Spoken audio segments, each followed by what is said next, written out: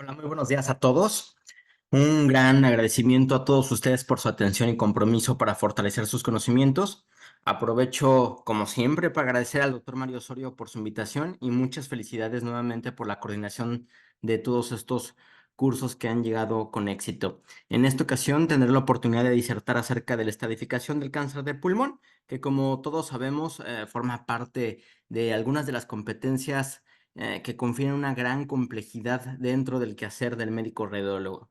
Veamos cuatro casos iniciales para poder comprender los retos que suponen estas grandes competencias. El primero, como pueden darse cuenta, son imágenes de distintos pacientes. En el primero notamos un tumor que evidentemente y con muy poca experiencia podríamos saber que tiene datos asociados a un cáncer de pulmón. Pero dentro de las características es muy importante saber el TNM y es parte de lo que comprende esta conferencia debido a cómo lo interpretamos y hacia dónde va dirigida esa interpretación. En este primer caso, que es el número uno, tendríamos que decidir y mencionar, describir y concluir de manera acertada y coherente cuánto es la separación que existe del bronquio principal.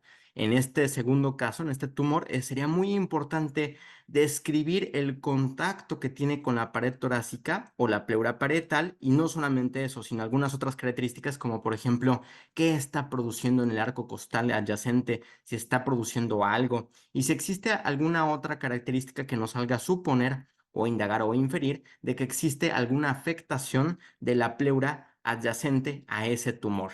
En otros ejemplos, vemos en el caso 3 un tumor que probablemente, aparte de que tiene múltiples nódulos en ambos pulmones, tendríamos que saber describir que aparte de todo, este tiene una característica especial y que aparte de todo tiene datos asociados a afectación de la pleura adyacente. En el caso 4, un paciente distinto, zonas de neumotosis adyacentes al tumor y deberíamos de también poder indagar que existen nódulos en ambos pulmones y que obviamente esto cambia la estadificación. Es muy importante entonces no solamente saber ver lo que estamos describiendo, sino cómo lo describimos. Entonces, generalmente, y aquí es cuando supone el gran reto, nos mandan a descubrir y tratar de comprender este tipo de tablas que son muy complicadas, en donde viene el T, el N y el M, que les hablaré un poco para que comprendan no solamente esto, sino algunas otras características generales de algunos otros TNMs. Sin embargo,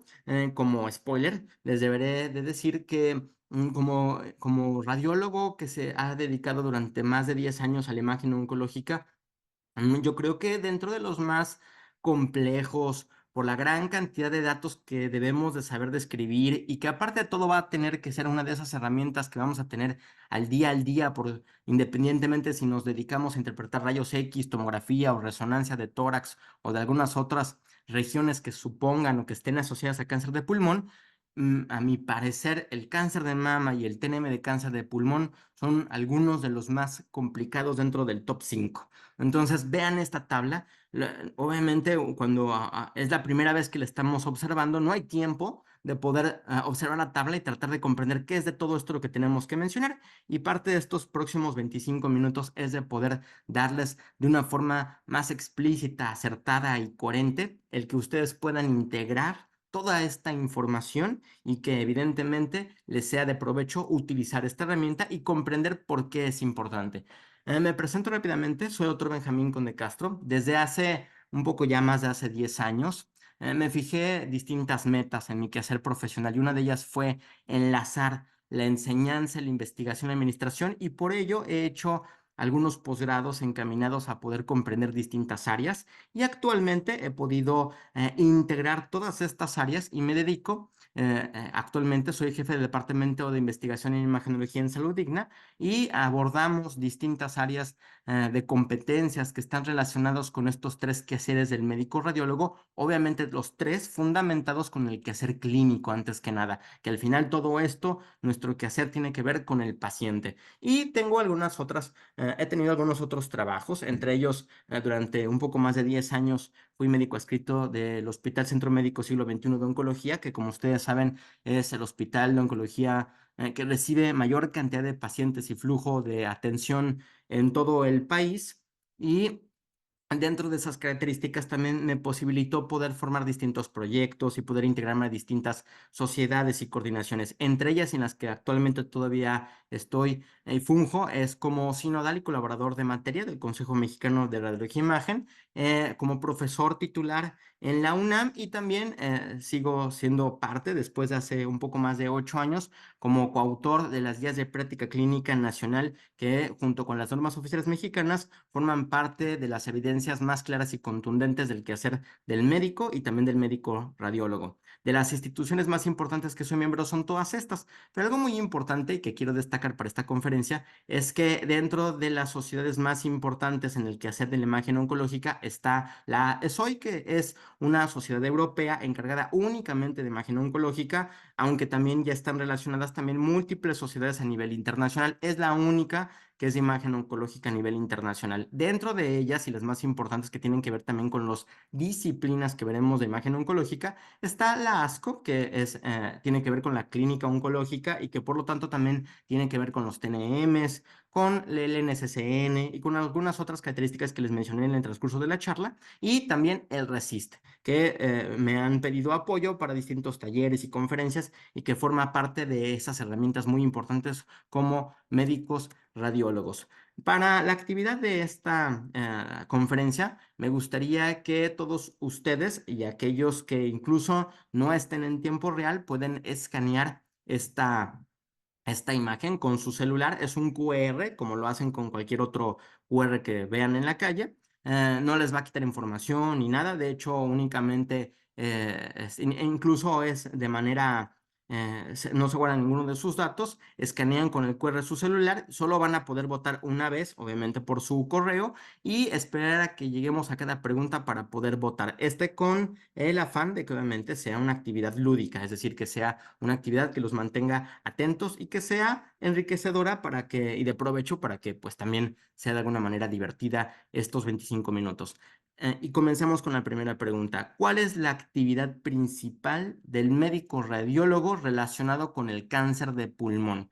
Obviamente tenemos muchas actividades y muchas competencias relacionadas y un poco más específicas con imagen oncológica, pero de estas cuatro, ¿cuál es la que ustedes creen, consideran o infieren que es la que tiene mayor prioridad en nuestro país y en la gran mayoría de todos los países del mundo?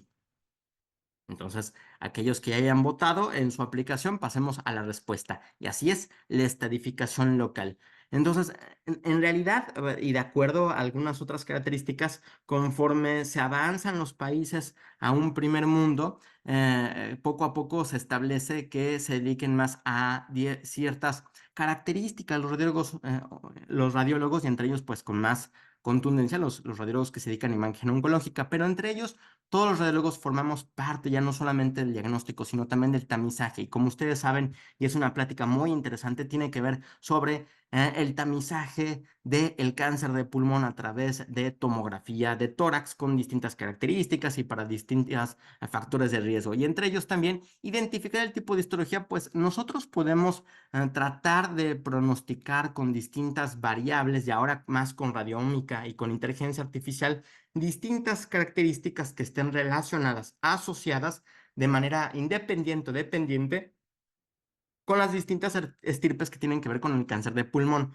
Sin embargo, hasta la fecha es muy necesario todavía las biopsias de distinta índole y entre ellas, pues obviamente también las que hacemos a través de imagen, las biopsias por imagen. Y descartar afectación ósea, pues es uno de los deberes, pero sería únicamente para estadios 4 y obviamente nosotros queremos fundamentalmente y lo que hacemos nosotros como radiólogos es la estratificación local. Generalmente ya en los hospitales de alta concentración o donde existen equipos multidisciplinarios de imagen oncológica, entonces ahí se realizan el resto de las competencias que tienen que ver con la radiología. Entre ellos, pues ya tiene que ver con tratamientos, con biopsias, con intervencionismo y también obviamente con una estratificación compleja de todo el cuerpo.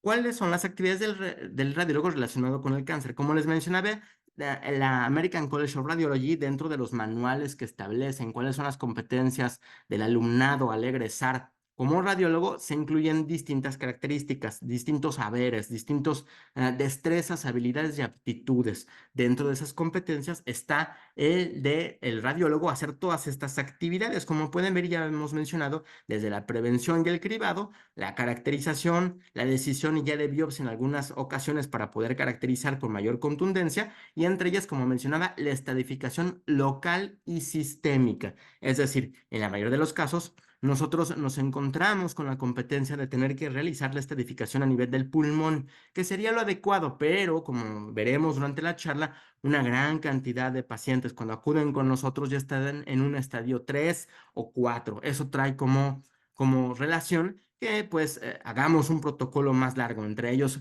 obviamente exigiendo que hagamos tomografía de tórax con un poco más de adecuación hacia el cuello, más hacia abajo, hacia abdomen, y generalmente también tendríamos que identificar en algunas ocasiones, dependiendo de las características del paciente, pues también hacer distintos estudios que estén encaminados con el hígado, con las vías biliares, con los pulmones, pero también específicamente con el cerebro o con las estructuras óseas, que es todo un apartado el cómo se estadifica un paciente en su estadificación sistémica y que no abundaremos mucho en este, que sería el M, pero lo más importante y el que más nos dedicamos como radiólogos y donde más existen los errores es la estadificación local. Además, es donde hacemos un mayor ímpetu en nuestra actividad, puesto que lo que nosotros mencionamos puede cambiar de manera contundente hacia dónde se va a dirigir el paciente, hacia un tratamiento convencional, hacia un tratamiento conservador o hacia un tratamiento que incluso sea una neumonectomía. Entonces es muy importante comprender específicamente la estadificación local, que es lo que más abordaremos durante esta conferencia. ¿Y cuál es la trascendencia de interpretar? ¿Por qué existe el médico radiólogo? Pues recordemos que el cáncer de pulmón es la principal causa de muerte por cáncer en ambos sexos, no solamente en nuestro país, sino en el mundo. Y a pesar de ciertas batallas que se libraron acerca del tabaquismo, algunas otras cosas, pues sigue siendo. Y además hay que tener dentro de algunas variables asociadas que han estado incrementando ciertas características, entre ellas la cantidad de contaminación, la cantidad de respiración de microplásticos que ya hay en el aire, en el agua, pero también algunas otras características que no van a cambiar, que entre ellas pues es la asociación que existe con la obesidad, la asociación que existe también con el sedentarismo. Entonces, estas características, independientemente de que ha disminuido el tabaquismo en el mundo y en el país, pues otras variables se han visto mejor o más fuertemente asociado, igual de la misma manera que el tabaquismo. Y entre ellas, la correcta estadificación influye en el tratamiento y pronóstico acertado, por lo cual el médico radiólogo es el experto que tendrá que mencionar junto con el equipo multidisciplinario si el paciente requiere, necesita o es adecuado realizarse una biopsia para su adecuada estadificación. Y el número de publicaciones relacionadas al cáncer pulmonar se encuentra en el trending topic desde hace más de 20 años dentro del top 10. A veces está entre el top 5, a veces está en el top 8. Entonces, algo que debemos de conocer es que dentro de las publicaciones que existen a nivel biomédico en revistas indexadas, una gran proporción tiene que ver con cáncer de pulmón. Ahora, si aparte de eso lo asociamos con todo lo que sucedió de COVID y todas las posibles relaciones que van a poder existir con distintas relaciones entre las variables posinfección, cáncer y su descubrimiento de otras variables con otros virus, entonces va a traer como correspondencia que la imagen de tórax va a seguir siendo una de las más importantes regiones de explorar del médico radiólogo y que por lo tanto es fundamental comprender su estadificación, pero también comprender las variables que exigen el poder desprender o diferenciar los valores predictivos negativos y positivos de cada uno de los hallazgos que vamos a mencionar. Y la complejidad de la enfermedad se relaciona con el incremento de equivocarse en las interpretaciones, es decir, a mayor complejidad, en este caso del TNM, de la estadificación, pues más probabilidad existe en que nos equivoquemos. De tal manera que, como ya les mencioné, el cáncer de pulmón y cáncer de mama, pues es uno de los más complejos, es aparte uno de los que más actualiza y es el que más, como ya les mencioné, al ser un trending topic de publicaciones, el que más poco a poco van evolucionando sus hallazgos, sus retos, pero también las evidencias que van marcando las distintas diferencias que se tienen que hacer con la estadificación y que por lo tanto involucra las distintas actualizaciones que debemos de estar observando y tener en mente. Dentro de los objetivos de la práctica serán dos: identificar las herramientas de interpretación del cáncer de pulmón, esto con el fin de identificar posibles fallas que pudiéramos realizar en el diagnóstico, y dos, comprender las áreas de mayor complejidad para evitar estos posibles errores. Entonces, comencemos con la clasificación del TNM. El TNM es el método de estadificación de neoplasias que fue desarrollada por la JCC. La JCC, como aquí su nombre lo dice, es la American Joint Committee on Cancer, que junto con la UICC, que es la Union for International Cancer Control, su primera edición que realizaron fue en 1977. Entonces, es decir, 40 años después tenemos ya estas publicaciones de las cuales estaremos hablando. Esto es con el fin de que entiendan de que ha llevado una gran trayectoria estos manuales, una gran evidencia, estudios controles, revisión sistemáticas de la información, metaanálisis y una gran cantidad de expertos que han participado en toda la posibilidad de actualizar estas ediciones. Actualmente, la última publicación es la del 2018 y estamos en la octava, es decir, primer error, que utilicemos un TNM que sea más antiguo. Entonces, el TNM más reciente es el de la octava edición y es el que vamos a utilizar todavía hasta el 2024. Les mencionaré algunos detalles que se van actualizando por algunas evidencias que han salido entre el 2018 y el 2024, pero son mínimas y en realidad tienen que ver más con algunas actualizaciones histopatológicas, con respecto a biopsias, pero con respecto a la imagen y la estadificación, en realidad del 2018 al 2024, muy pocas cosas se han actualizado o se han modificado.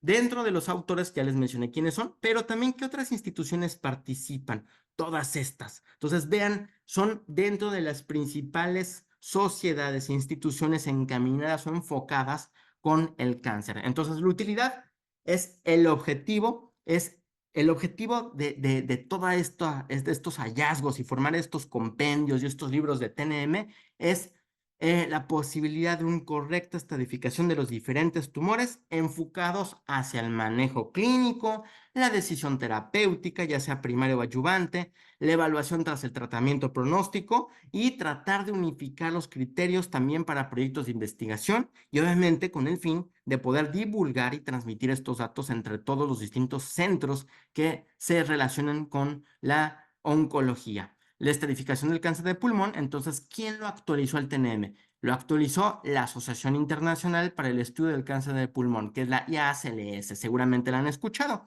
Es reconocida como la principal sociedad encargada en analizar la evidencia para la clasificación del cáncer de tórax y ha realizado múltiples revisiones basadas en evidencia, en especial al incremento de la supervivencia de los pacientes. Generalmente lo hace a 5 años, relacionado con el correcto diagnóstico y obviamente el adecuado tratamiento. Esta asociación propone cada determinado tiempo, según los avances tecnológicos y clínicos que van cambiando con el TNM, y el cual, junto con la UISC, pues también junto con también la JCC, estadifican todos los cánceres. Entonces, la última revisión fue en el 2017 y corresponde a la octava edición. Esta revisión, para que se den una idea, incorporó casi 100,000 pacientes con cáncer de pulmón y fue realizado entre el año 2000 y 2010. Fue entre 46 centros de más de 20 países de todo el mundo, principalmente en Norteamérica,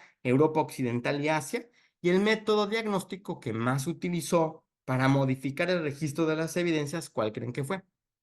Así es, la tomografía. Y así fue como se actualizó. ¿Qué método diagnóstico se valoró? Entonces es muy importante comprender que fue la tomografía y que por lo tanto, a pesar de que no es el gol estándar para todas las competencias que están relacionadas con el cáncer de pulmón, incluyendo la, por ejemplo, la respuesta al tratamiento, que es el PET-CT, pues sí lo sigue siendo para la estadificación. No solamente porque, por la economía, sino por la factibilidad y por la posibilidad de disminuir los distintos tipos de errores. Entonces veamos, ¿qué debemos de saber del TNM? Como pueden darse cuenta, Entonces, y aquí yo ya les traté de resumir de una forma exageradamente sintetizada aproximadamente 80 hojas que hablan sobre la tabla.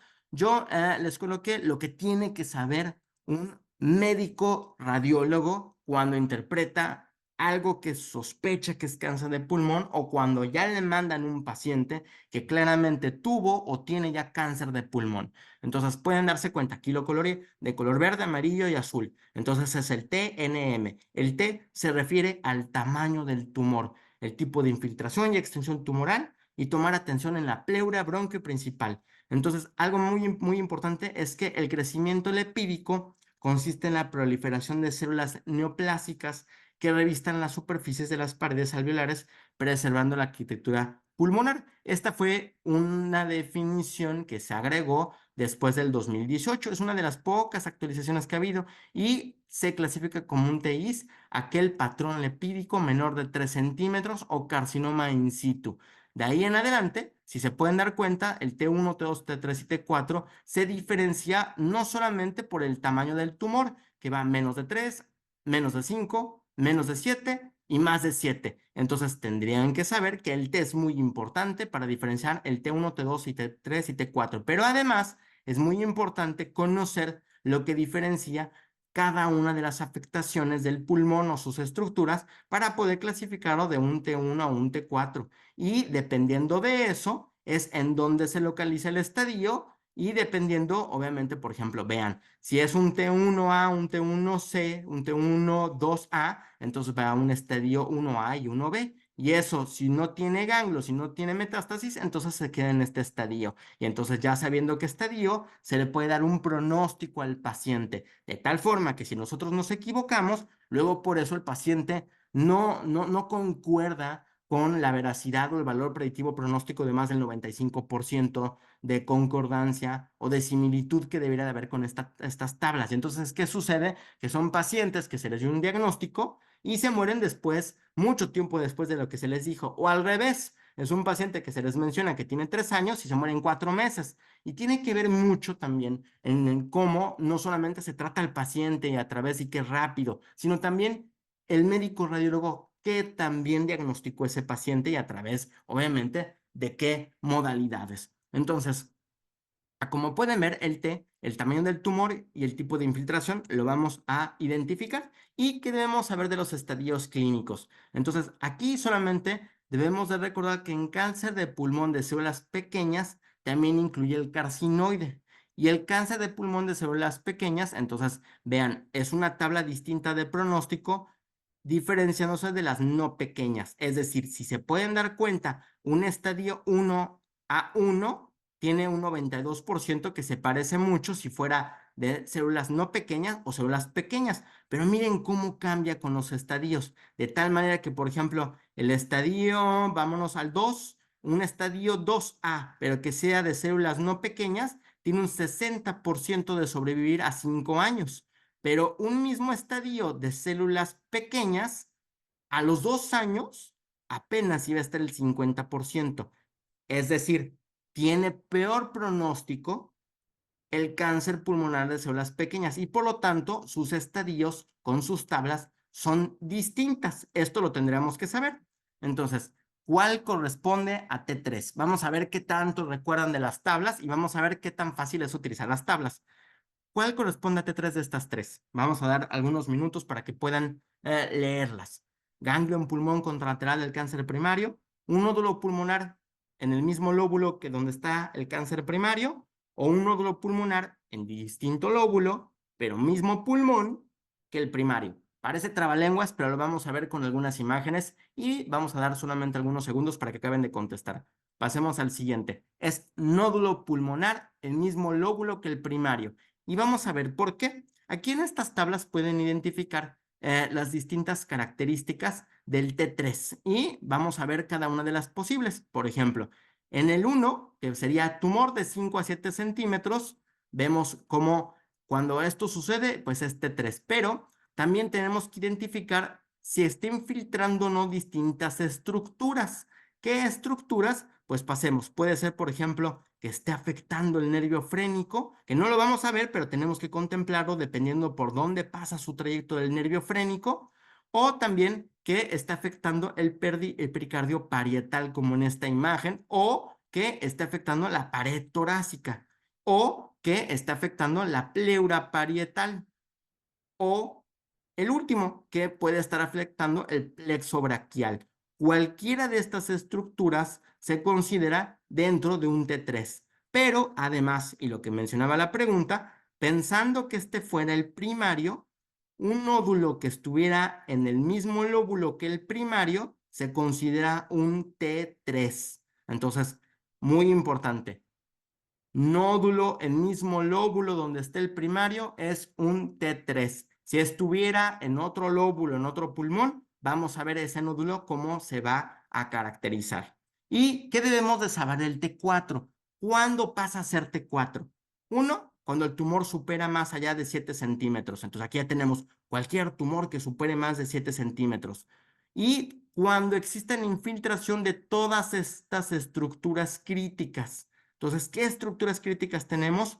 El diafragma. Entonces, si está muy basal, pongámoslo en cortes coronales para identificar si está afectando o no el diafragma y qué tanto. Si está afectando la columna vertebral, un cuerpo vertebral, o si está afectando, en este caso, también el esófago, la canina o la tráquea. Cualquiera de esas estructuras que está afectando el tumor, que está infiltrando, se debe de pasar a T4. Ahora, dentro de ellos también está la aorta y el nervio laringio recurrente. Entonces, si está aquí el tumor, también debe de estar considerándose como un T4. Ahora, también se está afectando el pericardio y pleura visceral, como es en el caso, pues entonces deberían de estarlo también considerando como un T4. Y aquí pasa la pregunta, la respuesta con respecto a nuestra pregunta que habíamos formulado antes de pasar al T3 y T4, que es nódulos en diferentes lóbulos,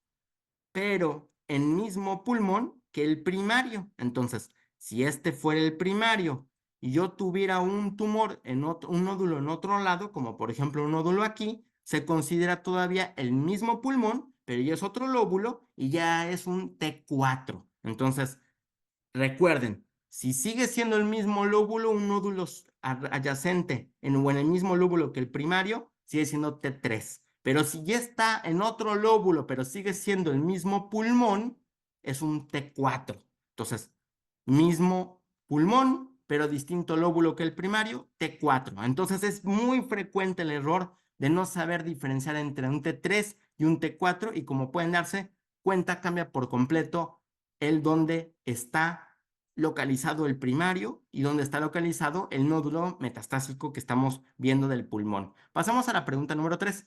¿Qué nivel ganglionar corresponde al M de estos cuatro? Demos algunos segundos para poder contestarlo.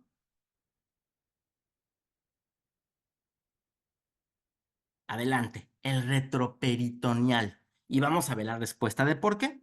Vean, el N0 es sin adenopatías. Entonces, si no tiene adenopatías, es N0. N1 es intrapulmonar y pariliar ipsilateral.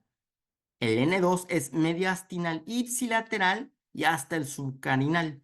Y el N3 es mediastinal intrapulmonar, pero contralateral o supraclavicular y escaleno. Entonces, veamos los distintos ejemplos. Este es el mapa de la IACLS y es el que más utilizamos no solamente en Norteamérica, sino también en México y para las distintas clasificaciones de estadificación. Y es el que se utiliza para la estadificación de la NCCN y de la TNM. Entonces, recuerden que va del 1 al 14 y existen tres descriptores: derecha, izquierda, anterior, posterior y superior, inferior, dependiendo de algunos de ellos. Y la diferencia o la importancia de saber esto es que dependiendo en dónde esté el ganglio afectado, es cómo se puede biopsiar. Muchos de ellos los podemos biopsiar nosotros como radiólogos y otros, algunos no, los hacen algunos otros expertos en intervencionismo o algunos otros que se dedican a neumología intervencionista o oncología torácica. Y dentro de ellos, entonces, volver a contemplar. El N1 va a ser todos los que estén intrapulmonares de ese mismo cáncer donde existiera y solamente hasta el pariliar y ipsilateral, es decir, del 10 hasta el 14. Entonces, todos los que estén periféricos hasta el 10 y 14, 10 hasta el 14, que son los más periféricos, y 10, que son los pariliares ipsilaterales, se consideran N1, pero si ya son mediastinal ipsilateral o de la subcarina, son N2. Entonces hay que tener mucho cuidado. Los más frecuentes de identificar son los subcarinales. Y los subcarinales, como pueden darse cuenta, aquí no importa si son del lado derecho o lado izquierdo. Con el simple hecho de tenerlos, pasa a un N2. Entonces búsquenlos muy bien e identifíquenlos porque eso cambia la característica. Si ya encontraron subcarinal, pues ya no es tan importante buscar N1, pero sí deberían de describirlo. Pero al final la característica va a quedar como N2. Lo mismo pasaría. Vean la importancia de identificar. Si ven ganglios contralaterales, es decir, si tuvieran un cáncer del lado derecho y ven un ganglio del lado izquierdo, entonces ya es un N3. Y además, si ven un ganglio que está a nivel supraclavicular o escaleno, que se considera el nivel 1 de el mapeo de la IACLS o respectivamente el nivel 7 de los ganglios del cuello, porque se sobreponen, entonces sería el N3. Por eso la importancia, ya sea a través del ultrasonido o dirigirlo con tomografía, por lo menos hasta estos ganglios y estos grupos, para poder describir el N3. Por eso es que el protocolo de cáncer y específicamente estratificación de cáncer de pulmón involucra hacer algunos cortes por encima de las clavículas para poder identificar los ganglios que se encuentran a nivel supraclavicular y escaleno, porque de encontrarlos de manera ipsilateral, entonces pasan a N3. Y finalmente, ¿qué debemos de saber del M? M0 es sin metástasis. M1A es que se encuentren intratorácicas o derrame pleural y pericárdico o nódulos contralaterales. Entonces, aquí se aplica. Recuerden, si este fuera el primario, este es el cáncer primario, y tuviéramos un nódulo en este mismo lóbulo, es decir, un nódulo satélite metastásico, un nódulo pulmonar metastásico en este mismo lóbulo, dijimos que es T3. Si fuera distinto lóbulo, pero mismo pulmón, es T4. Pero si está en un pulmón contralateral, entonces aquí sí ya pasa a ser M1A, es decir, ya es metastásico. Entonces es un error frecuente mencionar estos nódulos del mismo pulmón donde está el primario como que existen metástasis en el pulmón. Al final lo lee el equipo multidisciplinario, el oncólogo o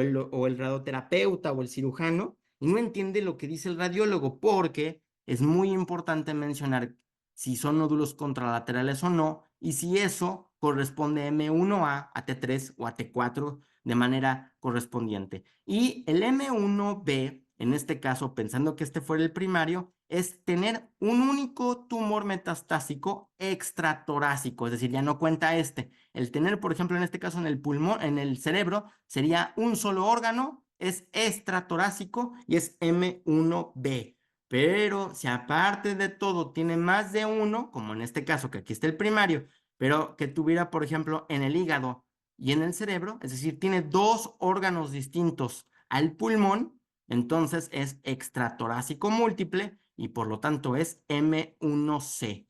Entonces, ¿qué debemos de buscar?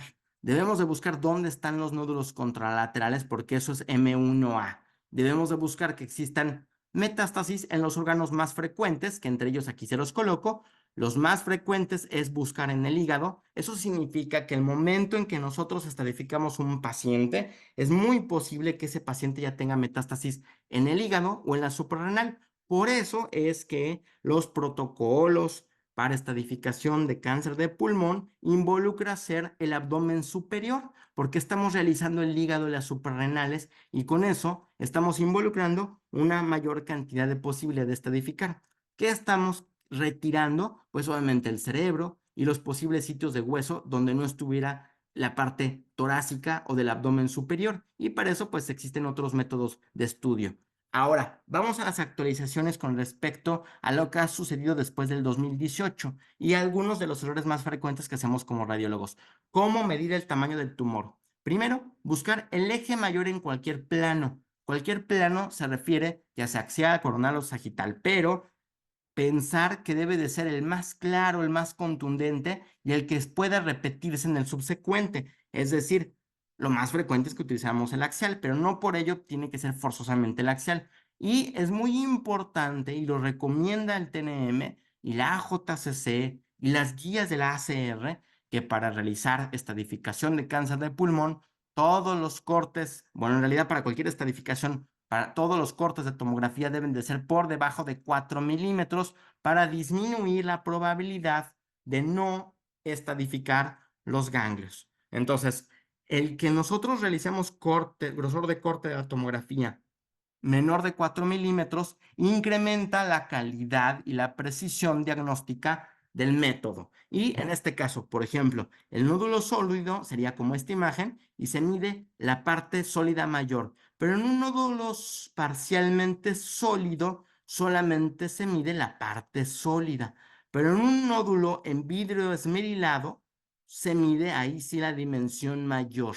Entonces, lo más frecuente es que aquí el error no lo midamos y que aquí lo midamos completo. Entonces vuelvan a ver la imagen y recuerden y llévense esto a casa. Se debe de medir cada una de las imágenes? Sinceramente, este es el que más con frecuencia nos equivocamos y más por la gran cantidad de hallazgos que empezamos a ver con parches de vidrio despulido después de tantos pacientes con COVID, después de fibrosis que ahora tienen. Entonces, esto es muy frecuente, es el error más frecuente de mediciones. ¿Cómo reportar un tumor relacionado a telectasia? Entonces, cuando tenemos una telectasia como el diámetro exacto del tumor no se puede evaluar con precisión y se reporta como un T2 por atelectasia y en este caso también por afectación del bronquio principal. Entonces, la información del metabolismo tumoral por PET-CT, por ejemplo, en este caso, apoya en la correcta dimensión del tumor. Entonces, no debe de medirse cuando exista telectasia o neumonía posobstructiva. Se interpreta únicamente como un T2 y nada más. Y puede ser útil en estos casos donde está asociada una telectasia, una tomografía con PET-CT para identificar el tamaño tumoral. Entonces, esto no se mide. Lo correcto es que si un tumor está relacionado entonces con una telectasia o neumonía posobstructiva, va directamente a un T2. Y diferenciar afectación de pared torácica, esto era muy importante, porque si solamente afectaba la pared torácica, como en este caso, es un T3, pero si aparte de que afecta la pared torácica, contacta o infiltra o tiene datos de sospecha de una infiltración del diafragma, como en este caso, que lo vemos en un corte sagital, entonces ya es un T4, incrementa el estadio. Entonces, si tenemos algunas dudas, recuerden, a nivel basal, especialmente a nivel de las bases, no subestimar, utilizar MPR para buscar el contacto de las estructuras adyacentes, buscar lisis de los arcos costales, cambiar las ventanas, estructuras óseas y buscar engrosamientos pleurales adyacentes para poder identificar si existe o no afectación de la pleura. Y en este caso, la resonancia magnética es más sensible que la tomografía, 77 contra 47%. Es uno de los datos en que más se identificó que la resonancia magnética podía dar distinto apoyo. Es decir, si ustedes tienen demasiada duda en una afectación a nivel basal, en que exista o no del diafragma, y eso cambia por completo el estadio, entonces ahí se debe de sospechar o realizarse una resonancia magnética. Y diferenciar afectación de la pleura parietal, que es un T3, versus el mediastino, que es un T4. Entonces veamos. El T3, aquí tenemos dos ejemplos, es cuando solo existe invasión pleural parietal, pero también puede ser cuando existe una afectación indirecta del nervio frénico. Entonces, aquí tenemos el nervio frénico y el nervio frénico, que recuerden, el nervio frénico produce disnea, ortomnea y atelectasia. Entonces, disnea en reposo, ortomnea, atelectasias están asociadas a una afectación indirecta del nervio frénico. Trastornos respiratorios durante el sueño con despertares, somnolencia diurna, dolores de cabeza matutinos, infecciones respiratorias o insuficiencia respiratoria que tenga el paciente, se debe de sospechar. Y la infiltración de estructuras mediastinales, ahí sí ya cambia y es peor, que en este caso, si se dan cuenta, ya está muy interno y este 4. Aquí hay una infiltración porque incluye grandes vasos, esófago, tráquea y obviamente también parte del corazón, pero la afectación indirecta también del nervio laringio recurrente, que en este caso lo que produce son disfonías. Entonces recuerden, la afectación indirecta del nervio laringio recurrente produce un síndrome de Horner, que es la asociación a la afectación de la cuerda vocal que puede moverse con la fonación, pero no con la inspiración. Es en la parálisis unilateral de donde está afectado, que el más frecuente es del lado izquierdo. La voz suele ser ronca y entrecortada, pero la vía aérea no suele estar obstruida como con el T3. Y la cuerda normal presenta una abducción suficiente. Entonces, esto lo podemos ver con la pura clínica, con el puro interrogatorio del paciente y empezar a sospechar si existe o no afectación, ya sea porque el tumor está comprimiendo y afectando de externo a interno, o dicho de otra manera, de periférico a central, o ya sea porque un conglomerado ganglionar está afectando los distintos espacios del mediastino. Y algo muy importante, ¿qué debemos de verificar en tumores de Pancoast?